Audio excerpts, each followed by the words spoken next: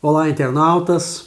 É com muita alegria que retornamos aqui ao canal do Grupo Espírita Chico Xavier de Passo Fundo e hoje trazemos um tema muito legal, muito importante, o jugo leve, que está lá no capítulo 6, itens 1 e 2, capítulo denominado Cristo Consolador. O Evangelho segundo o Espiritismo nos traz essa mensagem e nós vamos falar um pouquinho, sobre esse tema nesta oportunidade de hoje. Mas antes, vamos elevar os nossos pensamentos a Deus e ao nosso Mestre Jesus, rogando à espiritualidade superior e amiga que possa nos conduzir bem neste trabalho e que nós possamos transmitir o conteúdo da melhor forma possível e que possa atender a todos que ao assistir esse tema, ao assistir essa exposição, possam também acrescentar em seus conhecimentos um pouquinho a mais daquilo que nos propomos. Que Deus nos ampare e nos ilumine hoje e sempre. Que assim seja. Então vamos falar um pouquinho sobre esse tema. Ele é pequenininho ali no Evangelho segundo o Espiritismo, itens 1 e 2, do capítulo 6, o Cristo Consolador. Mas antes de nós adentrarmos no tema, nós vamos contextualizar ali a respeito do jugo. O que é o jugo, Então vamos entender um pouquinho sobre isso com as seguintes explicações. No site dicionário priberan.org, jugo nós temos como sendo uma peça de madeira que une os bois de uma junta, ou seja, uma canga, colocado sobre o lombo dos bois, Também pode ser uma junta de bois, parelha. Então isso é uma peça de madeira antiga, que se usava antigamente, talvez ainda exista, nas fazendas, nos interiores aí do nosso país, ou em algum outro lugar do mundo, ainda existem essas cangas, essas parelhas, que são feitas através desse instrumento de madeira. Isso é um jugo, No dicionário Michaelis, temos como sendo um símbolo de submissão que consistia numa lança posta horizontalmente sobre duas outras cravadas no solo, e sobre o qual os antigos romanos faziam passar os seus inimigos vencidos. Isso também pode ser considerado jugo. Então temos mais uma informação a respeito, do que significa isso. Além disso, jugo também pode ser considerado agente opressivo que reduz a sujeição, submissão ou servidão, ou seja, uma forma de opressão, Então, essas conotações, na verdade, nós vamos trabalhar ali em cima da última ali, o número 3, o agente opressivo que reduz a sujeição, submissão ou servidão, ou seja, uma forma de opressão. É um peso, digamos, de consciência, Mas o tema de hoje, logo no início do capítulo 6, o Cristo Consolador, ele nos traz uma passagem do Evangelho de Mateus, o capítulo 11, versículos 28, 29 e 30. E aí nós vamos estudar um pouquinho esse tema, essa escritura sagrada, para que a gente possa, além da contextualização, a gente possa também extrair alguns ensinamentos das palavras de Jesus. E isso elucidado através da doutrina espírita, que é o mais importante, Vejamos. No tema em si, nas escrituras, no Evangelho, nós temos o seguinte, item 28 ali do capítulo 11. Vinde a mim. Jesus disse assim, vinde a mim. É um convite, Vinde a mim. Quem? A quem ele dirigiu esse convite? A todos os que estáis cansados e oprimidos. E ele diz ainda, e eu vos aliviarei. Depois ele retoma o tema dizendo o seguinte, tomai sobre vós o meu jugo e aprendei de mim, que sou manso e humilde de coração, e encontrareis descanso para as vossas almas. Veja que cada trechinho desse tem uma simbologia muito grande, muito importante para todos nós. E a doutrina espírita, com maestria, né, através do trabalho realizado pelo Sr. Allan Kardec, nos traz ali conhecimentos que, na maioria das vezes, a gente lê esse trecho, né, do Evangelho, e às vezes passa batido muita coisa, a gente não entende, não sabe o significado, por que disso, né? Ainda continua o trecho aqui, né, dizendo assim, porque o meu jugo é suave e o meu fardo é leve. Nossa, quanta simbologia tem nisso tudo, né? Então, é sobre isso que a gente vai falar um pouquinho hoje. Vamos lá. O versículo 28 do Evangelho de Mateus, capítulo 11. Então vamos lá. Vinde a mim. Por que Jesus disse isso? Vinde a mim. Qual foi o motivo, o significado disso, né?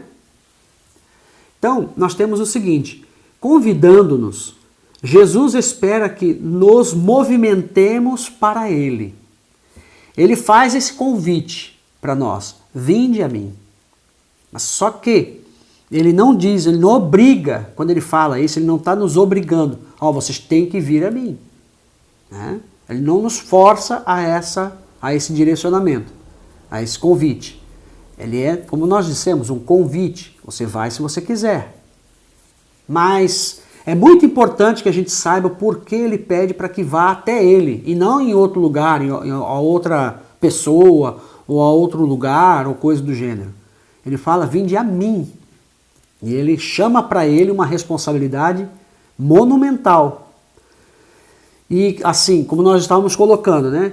Convidando-nos, Jesus espera que nos movimentemos para Ele, pelo nosso livre-arbítrio.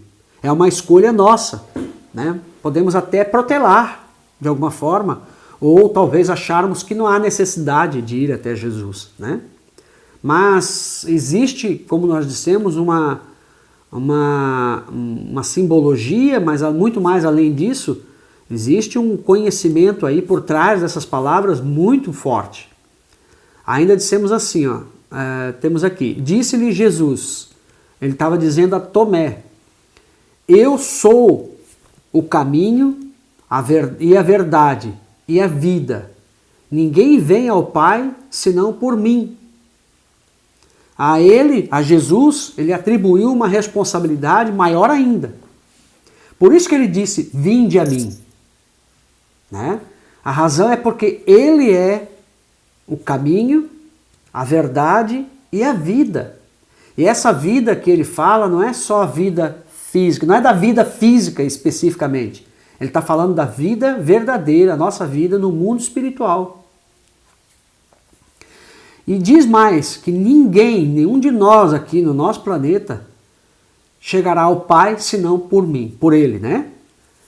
Mas o que isso quer dizer? Né? Quer dizer, para o leigo, assim, a pessoa que não estuda, né, a doutrina espírita, ou que talvez estude outras religiões, talvez fique um pouco difícil de entender, né, essas palavras de Jesus. Mas muitas religiões já sabem que Jesus queria dizer do que ele era, do que ele fazia. Olha só, Jesus é o evangelho vivo, né? Ele é o responsável. E aí esse conhecimento é um conhecimento que nós obtemos na doutrina espírita. Olha só, ele é o responsável pela gênese do nosso planeta. Ele é quem, digamos, ele é o construtor do nosso planeta. Então ele está, antes de nós existirmos aqui como civilização planetária, ele já estava antes. Sendo angélico desde antes do nosso planeta existir. Em termos evolutivos, ele é, Jesus, o ser mais avançado que conhecemos. Né? Então, teríamos muito assunto a debater só aqui nesse ponto, né? Da grandiosidade de Jesus. Então, vejamos, quando ele diz que eu sou o caminho, a verdade e a vida, Ele diz, eu sou o caminho por quê? Porque o que eu estou ensinando através do Evangelho, né, é o único roteiro mais eficiente que vocês vão ter para evoluir. A verdade por quê? Porque ele traz diretamente de Deus, né, os ensinamentos, os mandamentos, as leis. A fonte é Deus. E a vida por quê? Porque ele vive lá no plano espiritual, ele conhece essa vida muito melhor que nós, e ele está testemunhando através da vida dele, através dele, ele testemunha o que é a vida no mundo espiritual. Então, além disso, há mais simbologias aí, né, por trás dessas palavras, e nós não teríamos condições de esgotar todo o assunto, né, numa simples exposição, né, e humilde exposição como a nossa. Mas vamos dar prosseguimento. Todos os que estáis cansados e oprimidos, então vinde a mim, todos os que estáis cansados e oprimidos. O que significa isso? Esses cansados e oprimidos somos nós, com a nossa volumosa bagagem de débitos do passado escuro, ante a verdade. Né? Além dessa bagagem, ainda padecemos vários sofrimentos. Vejamos, as misérias, as decepções, dores físicas, perda de seres amados e assim por diante. Né? Tudo isso está aqui no item 2 do capítulo 6 de O Evangelho segundo o Espiritismo. Né? O Kardec fala, todos os sofrimentos, misérias, decepções, dores físicas, perda de seres queridos encontram a sua consolação na fé no futuro, na confiança na justiça de Deus que o Cristo veio ensinar aos homens. Né? Então, todos os que estáis cansados e oprimidos, basicamente, resumidamente, é isso que Jesus queria dizer. Né? Todos nós com a nossa bagagem de débitos, os nossos sofrimentos, né? As nossas mazelas espirituais, morais. E ele diz ali, no final desse pequeno trecho, e eu vos aliviarei. Né? Portanto, Jesus, ele é o Consolador em si, não porque ele vem tirar a nossa dor. Ele não vai colocar a mãozinha dele, ou a mãozona, né, e tirar a nossa dor. Ele não vai fazer isso. Mas ele vem para ressignificar essa dor, para que a gente entenda o porquê dessa dor. É diferente.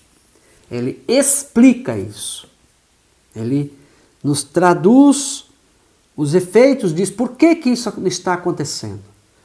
E isso vem através dessa doutrina consoladora que é o Espiritismo, que ele prometeu. Né? Tanto é que o capítulo Cristo Consolador, o Consolador Prometido, né, ele trata justamente do advento do Espiritismo. Né? O advento do Espiritismo, o advento do Espírito de verdade. Então ele fala do Consolador Prometido, que é a doutrina espírita. Ele ensina que cada ser humano é inteiramente responsável pelo seu próprio destino, pois só colhemos aquilo que plantamos. Por incrível que pareça, né? Nós que estamos no meio espírita, nós entendemos isso, né, com facilidade. Eu até certa ocasião, faz pouco tempo, alguns dias, eu estive num consultório médico e lá eu comentei com a pessoa que estava fazendo um exame, né, um exame clínico, um exame médico, e eu falei para a pessoa, eu estou me esforçando para poder, digamos, perder peso, né, cuidando da saúde e tal, porque eu sei que se eu não fizer isso, eu sofrerei consequências. E a pessoa médica, e sem demérito a pessoa em si, porque cada um tem o seu grau de evolução, sem dúvida, né? Intelectual e moral, que são graus diferentes. A pessoa falou, mas eu não acredito muito que a gente possa ser responsável pelo que acontece conosco. Existem coisas que são misteriosas, que acontecem assim, sem a gente ter dado causa. Incrível.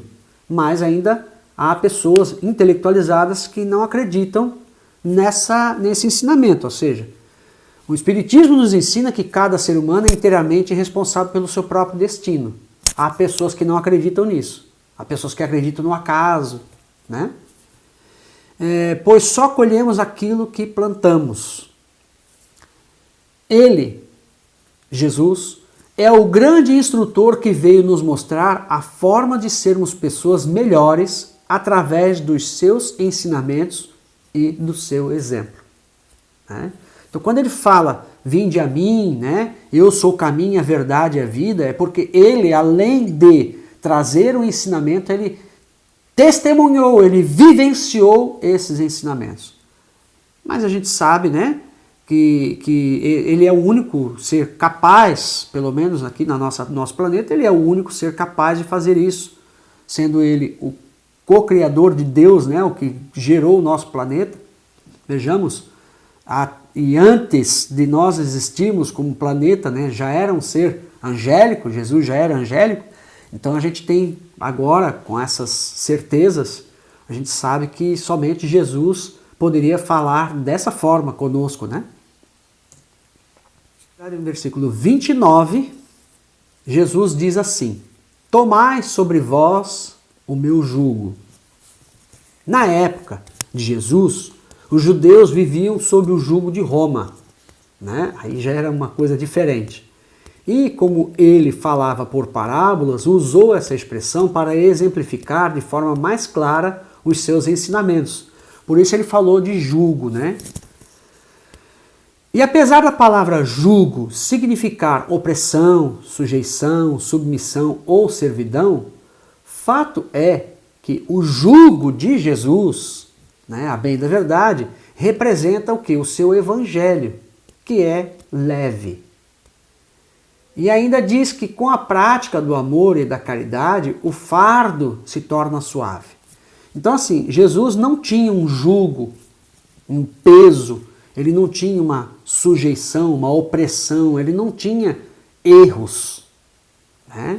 Então, se nós fôssemos considerar em termos de peso, não tinha peso, nenhum, zero peso. Né? Não havia máculas nenhuma, né, sobre Jesus, assim, que recaíam sobre Jesus, alguns erros dele, alguma coisa, nada disso. Né? Nós não vamos considerar Jesus perfeito, porque só Deus é perfeito, mas Jesus é o que há de mais próximo em termos de perfeição que conhecemos, né, abaixo de Deus. Então, quando ele fala assim, ó, pega para vocês, tomai o meu jugo, ou seja, pega essa leveza, né, e entendam que isso aqui vocês também podem trocar, substituir esse peso que vocês carregam por isso aqui, por essa leveza. Entendeu? Como é que vocês vão alcançar isso, dizia Jesus, né? Que ele queria dizer o quê? Como é que vocês vão alcançar isso? Através do Evangelho. Ou seja, o Evangelho é esse guia norteador, digamos, o caminho que vocês devem seguir para poder alcançar esse jugo leve do que eu estou falando, né? E ainda Jesus fala, né? Tomai sobre vós o meu jugo e aprendei de mim, que sou manso e humilde de coração. Essa parte do manso e humilde de coração nós vamos deixar um pouquinho depois, para não perdermos o contexto aqui também do que nós estamos, né? A linha de raciocínio que nós estamos aqui elaborando, né? Mas ele fala assim, ó, e aprendei de mim. Aprendei de mim. Por que disso, né? Jesus é o exemplo maior das virtudes que nos conduzirão à angelitude. Como ele já era angélico antes de nós existirmos aqui como planeta, né? Ele sabe o caminho. Ele sabe o caminho. E é interessante que Jesus não se conforma em ser detentor dessa angelitude, né? Que ele conquistou isso pelo seu próprio esforço. Eu só vivo imaginando como é para ele, ele não padece de ansiedade também, mas como é para ele a vontade, né, de ver todos evoluir, a felicidade, digamos assim, não vou nem dizer, não há ansiedade nesse sentido, né, que a gente conhece aqui, mas para ele é felicidade ver os seus pupilos, né, evoluir. Deve ser uma felicidade. Quando a gente sente muita felicidade quando faz o bem ao próximo, imagine Jesus, né? A felicidade que ele vê, que ele sente, né? em vendo-nos evoluir pouquinho, né, que seja, mas já é uma grande coisa, né, para nós. E ainda nós temos lá, no livro dos Espíritos, uma questão interessante. Veja, que Jesus é o exemplo maior das virtudes que nos conduzirão à angelitude. Mas veja só, ele é exemplo, ele não vai nos alçar à angelitude, né, com o esforço dele, dispensando o nosso esforço. Muito pelo contrário. Nessa questão número 119, nós precisamos nos situar aqui.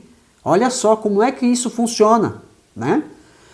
E a pergunta que o Kardec fez é muito importante. Não podia Deus isentar os espíritos das provas que lhes cumpre sofrer para chegarem à primeira ordem? A resposta: se Deus os houvesse criado perfeitos, nenhum mérito teriam para gozar dos benefícios dessa perfeição. Onde estaria o merecimento sem a luta? Então, para que nós possamos alcançar a angelitude, é necessário que nós trabalhemos pelo nosso progresso. Então, ele fala assim, ó, no texto bíblico, né, no texto do Evangelho: aprendei de mim. Ele não diz assim, ó, pode deixar que eu vou resolver o problema de vocês. Eu resolvo. Eu empurro vocês até lá. Não. Não. Isso não. Ele fala que nós devemos aprender dele. Né?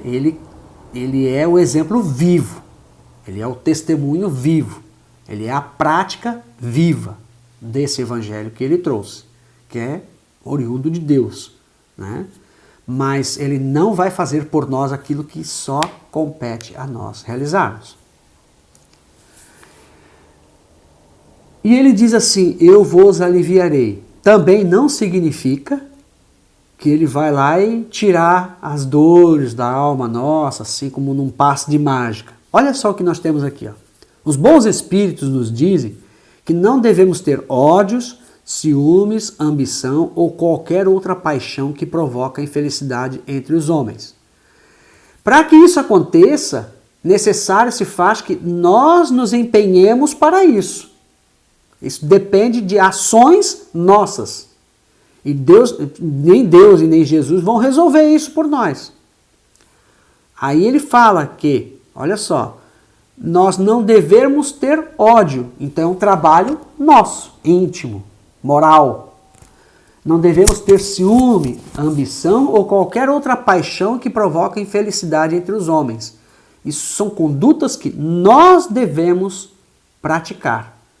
Nós devemos nos despojar dos nossos erros, das nossas mazelas morais, para que a gente não tendo mais isso, não provoquemos a infelicidade entre os homens. Apenas o amor, através da prática do bem, é capaz, olha, prática do bem. Tem que praticar. Não podemos esperar que alguém pratique isso por nós. Muito menos colocar essa conta esse débito lá na contabilidade de Deus e de Jesus, né? Apenas o amor através da prática do bem é capaz de nos levar para a suprema felicidade. Ainda, um fato muito importante, um dado importantíssimo, o amor aos bens terrenos constitui um dos mais fortes óbices ao vosso adiantamento moral e espiritual. Tem isso também, né? Lá no Evangelho segundo o Espiritismo, o capítulo 16, item 14. Né? Então nós temos o aperfeiçoamento moral, que compete a nós. Esse é o aperfeiçoamento moral, a prática do bem e o desapego à materialidade são a receita para que nós alcancemos esse alívio. Quem é que ensina isso? Jesus, né? E através do Espiritismo, do qual ele é o grande chefe, né, que organizou todo esse conhecimento, essa doutrina, né? Através do conhecimento é que a gente alcança essa liberdade moral, essa liberdade do espírito, esse alívio, né? E ainda, por que o meu jugo é suave e meu fardo é leve? Por que Jesus disse isso, né? Vejamos. Diferente de nós, como já dissemos aqui também, o jugo a que Jesus lhe atribuía é o Evangelho. Ou seja, é algo leve, né? Não tem peso, como, né, na simbologia lá, a gente ainda carrega o peso dos nossos erros, das nossas mazelas, né? Então, diferente de nós, o jugo a que Jesus lhe atribuía é o próprio Evangelho.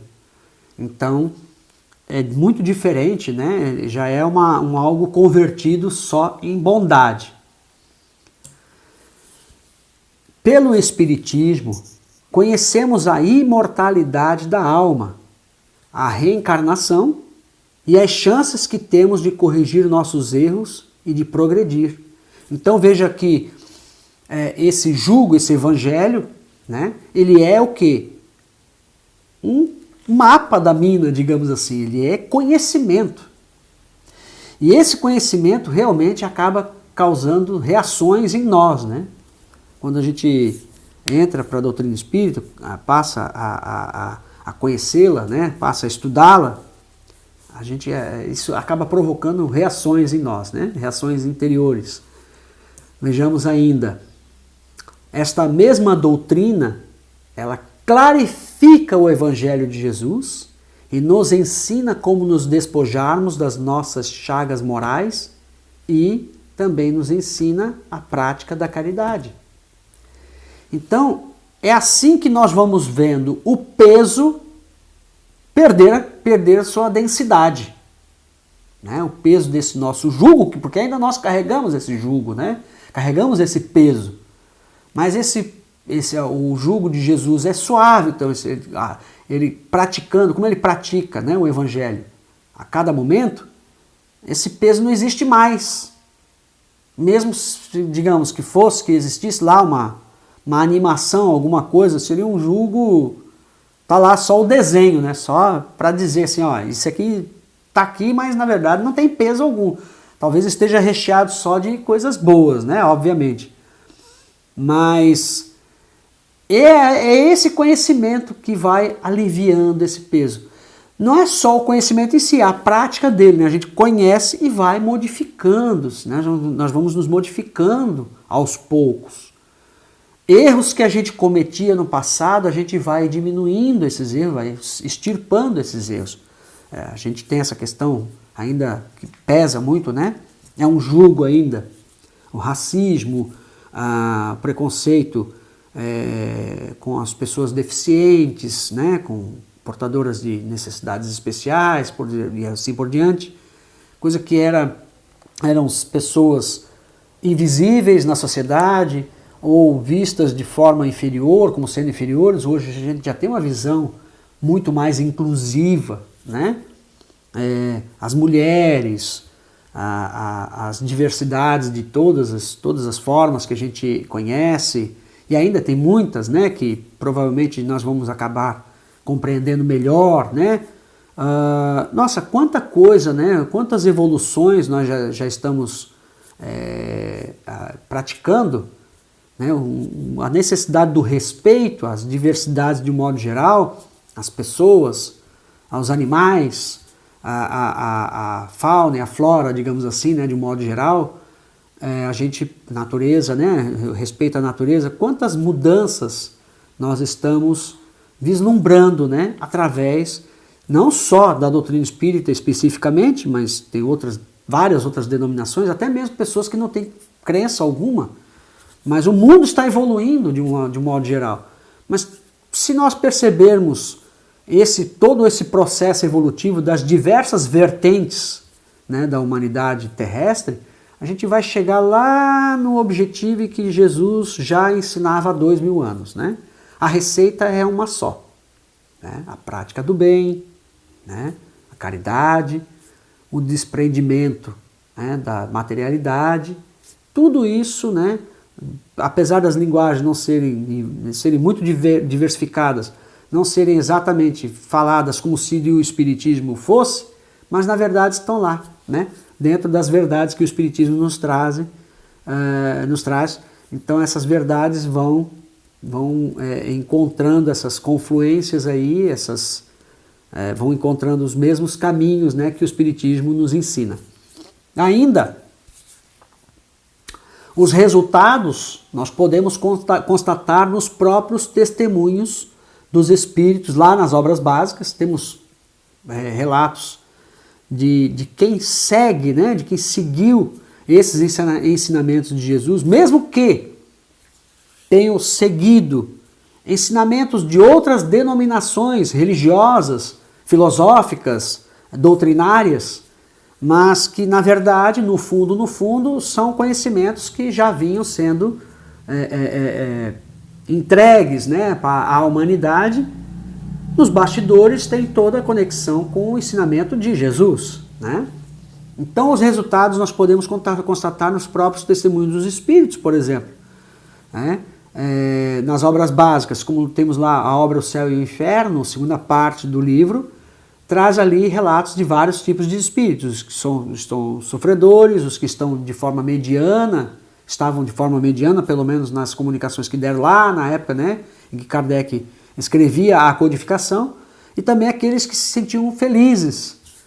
Então, essas pessoas, esses espíritos, nos seus relatos, eles vão, digamos assim, traduzir em palavras aquilo que eles vivenciaram. E tem tudo a ver com o ensinamento do Evangelho de Jesus. Não tem outra receita básica, digamos assim, não tem outra receita. E talvez das mais complexas possíveis vai chegar tudo no mesmo denominador, ou seja, a prática do bem, né, e o desapego à materialidade. Essa evolução moral é, digamos assim, o suprassumo, né, daquilo que o Evangelho de Jesus nos traz. E ainda nós temos relatos dos Espíritos nas obras complementares, né? E em nós mesmos, não só os espíritas, eu botei aqui, né, os espíritas, né? Nós, quando passamos a estudar a doutrina espírita, nós passamos também a questionar as nossas atitudes, né? De que forma a gente está agindo, e a gente passamos a nos policiarmos um pouco mais. Pequenas mudanças vão acontecendo dentro de nós. Isso é fato. Você que está assistindo agora, né, com certeza também deve ser testemunha disso. Ou você que está conhecendo agora, né, a doutrina espírita, comece a estudá-la e você vai entender o que a gente está falando. A gente começa a realizar transformações de nível moral internas, né? Mesmo que sutis, mas mudamos sim, com certeza. E que maravilha é podermos testemunhar isso também, e a felicidade que nos traz, né, por realizarmos essas transformações é indescritível, né? Bom, Jesus cita ainda, como eu disse lá nos slides anteriores, que nós iríamos trazer esse ponto aqui, né? Sou manso e humilde de coração. Ele diz isso, né? Vamos voltar um pouquinho aqui. Ele diz assim, ó: aprendei de mim, que sou manso e humilde de coração. Então ele vai nos dizer o seguinte. Por que ele fala, na verdade, né? Sou manso e humilde de coração. É que pelo exemplo dele, ele nos convida a sermos humildes, pacíficos e bons. E ainda, para que isso? Para que sejamos abertos aos seus ensinamentos morais. Então essa humildade, passividade, né, e bondade é para que a gente abra o nosso coração para esses ensinamentos. Então são, digamos assim, ingredientes fundamentais para que a gente possa entender isso. E ele vai falar, esse trecho, na verdade, ele é trazido de outro trecho do Evangelho, mas como o tempo ele não é muito longo aqui para a gente poder fazer a exposição, a gente tem que respeitar, sem dúvida alguma, o tempo, né? Mas vejamos, é muito importante essas questões, né? Esses 3 itens citados aqui, ó, a humildade, a passividade e a bondade.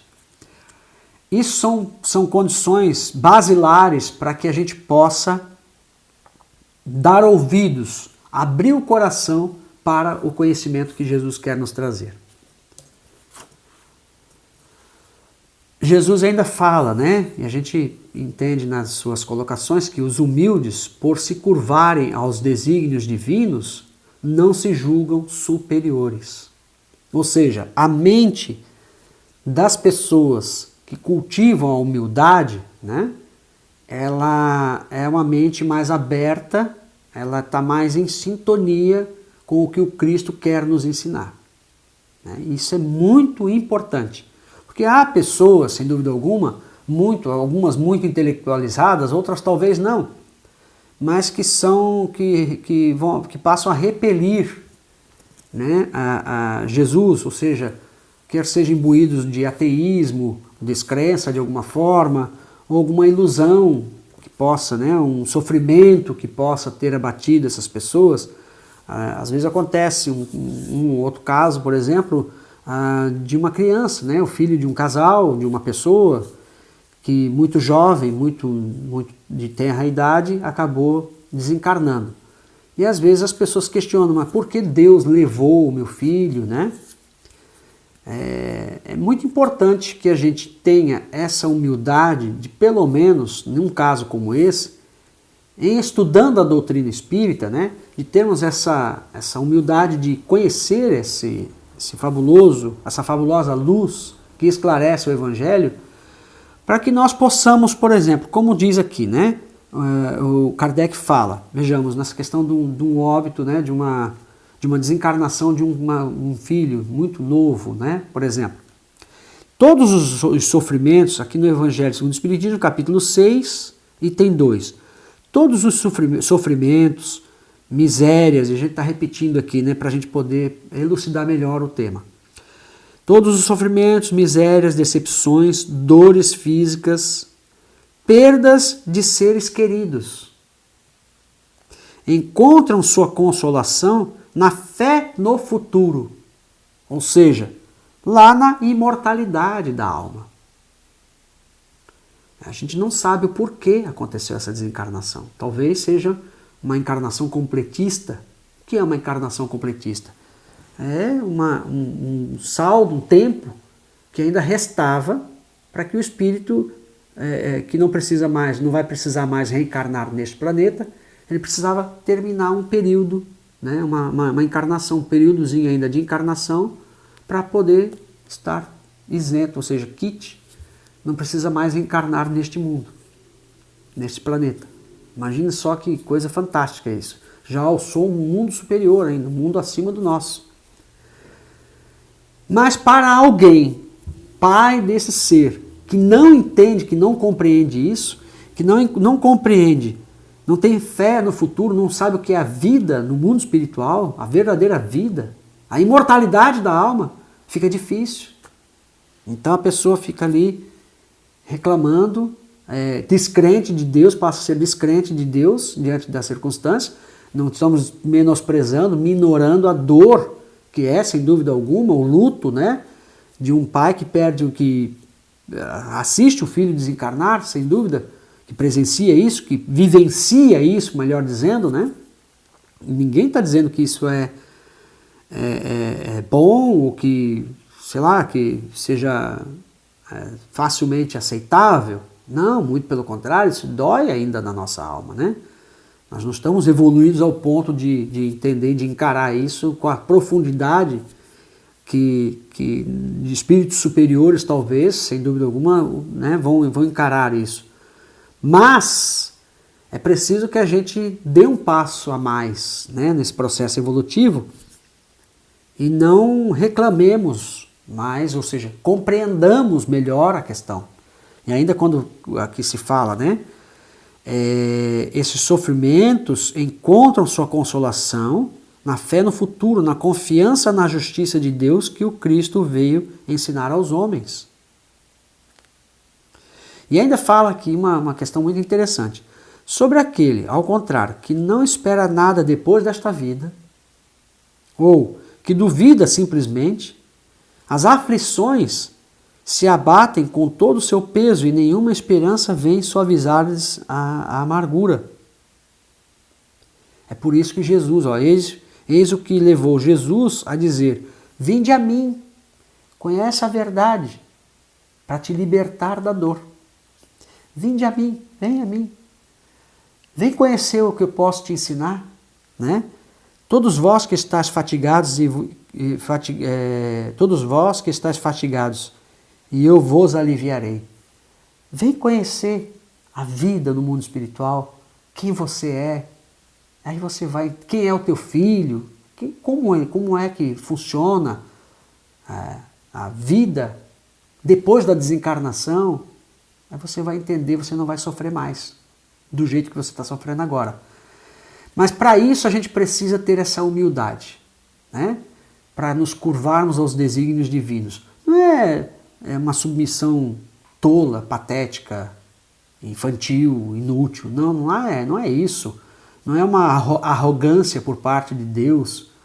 Não é atender um capricho de Deus. Não é isso, não. Muito pelo contrário. Como nós não temos noção da grandiosidade de Deus, a palavra ainda é muito, muito doce ainda, né? Nos curvarmos aos desígnios divinos, ainda é doce, diante do tamanho, da grandiosidade de Deus. E para que a gente não nos consideremos superiores a Deus, a gente precisa entender que Ele é superior a nós. E a gente entendendo isso, tendo essa humildade, a gente passa a abrir a mente para captar o conhecimento, né? Abrir também a nossa boa vontade para isso. Veja, sendo espíritos mansos e benevolentes, captamos a essência das verdades imortais por inspiração superior. Então a gente passa a abrir a porta do nosso coração, do nosso entendimento, da nossa razão, para que a gente possa deixar que esse conhecimento entre em nós e nos transforme, e nos alivie, nos dê esse alívio que o Cristo nos prometeu. E ainda, tais inspirações dos espíritos superiores, elas ocorrem ainda que na reencarnação, na atual existência, por exemplo, nos apresentemos desprovidos de maiores conhecimentos intelectuais. Não significa dizer que a gente tenha que abandonar o conhecimento intelectual. Não, muito pelo contrário. Ele diz que mesmo que a pessoa não tenha um conhecimento intelectual avançado, mesmo assim é possível evoluir moralmente sempre, a qualquer momento, né? Então, isso se aplica àqueles que não têm o conhecimento intelectual desenvolvido, muito desenvolvido, mas pode sim se desenvolver moralmente com maestria, né? Com bastante grandiosidade, digamos assim. Então, aqui nós resumimos, né, o tema de hoje, e para encerrar nós temos uma mensagem linda aqui mesmo do capítulo O Cristo Consolador, capítulo 6, uma mensagem extraída do item 7 desse capítulo. Olha só, coisa linda. Sou o grande médico das almas e venho trazer-vos o remédio que vos há de curar. Incrível, né? Os fracos, os sofredores e os enfermos são os meus filhos prediletos. Venho salvá-los. Vejamos que essa salvação, ela acontece através do quê? Do conhecimento. Eu venho trazer para vocês a receita. Como fazer? O que é que você vai fazer? Como você vai fazer? Quando você vai fazer? Né? Vinde, pois, a mim, vós que sofreis e vos achais oprimidos, e sereis aliviados e consolados. Por isso é importante essa humildade que Jesus cita. Para que nós não exijamos de Jesus, não façamos exigências que Jesus venha resolver os nossos problemas. Volto a dizer, Jesus não vai botar a mão lá e resolver. Mas Ele vai nos ensinar ou a encontrar os caminhos para a solução, ou a não encarar a dor como um sacrilégio, um sofrimento desesperador, diminui o nosso sofrimento através da visão que a gente tem do porquê acontecem as dores e os sofrimentos. A gente vai entender que aquilo ali só aconteceu porque em algum momento, em algum dado momento, eu fui o causador disso. Então, quando eu entendo que o erro foi eu que cometi, eu passo a entender melhor o porquê da dor, o porquê do sofrimento, porque foi eu que cometi esse problema. Lá no passado, eu agora tenho que compensar o erro que eu cometi. E aí eu passo a modificar o sentimento diante dessa situação, dessa circunstância. Ao invés de ficar sofrendo, eu posso tentar minimizar isso, não reclamar mais, né?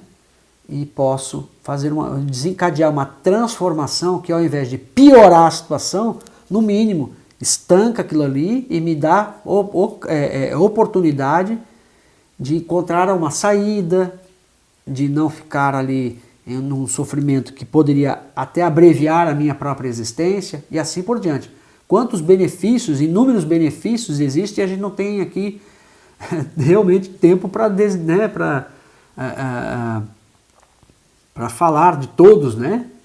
Para designá-los todos aqui. Não busquei alheures, ou em outro lugar, né, a força e a consolação, pois que o mundo é impotente para dá-las. Ou seja, a materialidade, os prazeres mundanos, isso não vai trazer essa consolação. Digamos, o ateísmo e etc. não vai trazer essa consolação. Mas não significa dizer que nós somos contra os ateus, ou temos algo contra essas pessoas, tal. Não, muito pelo contrário. Jesus, Deus ama a todos, independentemente se creem nele ou não. Então nós devemos seguir esse caminho também, né? Eu lembro de uma passagem do Divaldo que ele fala o seguinte: eu acredito e dou mais pontos, né, mais créditos a um ateu que cumpridor dos seus deveres, do que um religioso que só está um hipócrita, um religioso hipócrita, né? Deus dirige um supremo apelo aos vossos corações por meio do Espiritismo. Escutai-o. Olha só que importante. O Espiritismo está aqui, com todo um conhecimento, uma bagagem monumental, uma luz importantíssima que clarifica o Evangelho de Jesus para nós. Então, ele fala, vá no Espiritismo, você vai encontrar essa consolação que você procura. Finalizando, extirpados sejam de vossas almas doloridas a impiedade, a mentira, o erro e a incredulidade. São monstros que sugam o vosso mais puro sangue e vos abrem chagas quase sempre mortais. Porque a incredulidade mesmo é terrível, né? É muito perigosa. Nos abre campo para que nós sejamos vítimas até não só de nós mesmos, dos nossos erros, mas também que sejamos convencidos, sem saber, né, por entidades que querem que não querem o nosso progresso evolutivo, querem nos prejudicar e assim por diante. E outros tantos erros, né? Olha lá, a impiedade, ser impiedoso, coisa terrível, né? Ser impiedoso e assim por diante.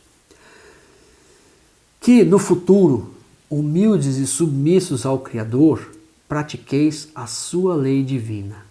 Amai e orai. Sede dóceis aos Espíritos do Senhor.